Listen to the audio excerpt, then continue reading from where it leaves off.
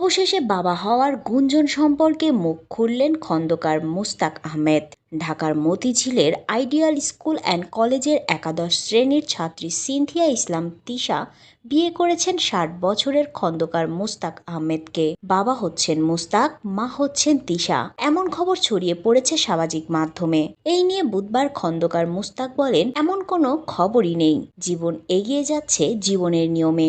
যদি আল্লাহ পাক এমন কোনো সুযোগ দেন তাহলে সবাইকেই জানাবেন। অসম বয়সী দুজনের প্রেম কাহিনী ছিল আলোচনায়। মুস্তাকের বয়স তিশার বাবার থেকেও ৮ বছর বেশি, কিন্তু এতে কোনো সমস্যা নেই তাদের। গল্প হার মানাচ্ছে সিনেমা বা উপন্যাসের কাহিনীকেও। ১৮ বছরের তিশা জানান, ভালোবেসে এবং স্বেচ্ছায় তিনি বিয়ে করেছেন ৬০ বছরের মুস্তাক আহমেদকে। স্বামীকে নিয়ে খুব সুখেই আছেন তিনি। বিয়ের আগে তাদের সেভাবে কেউ না চিনলেও এখন নতুনভাবে বেশ পরিচিতি লাভ করেছেন তারা।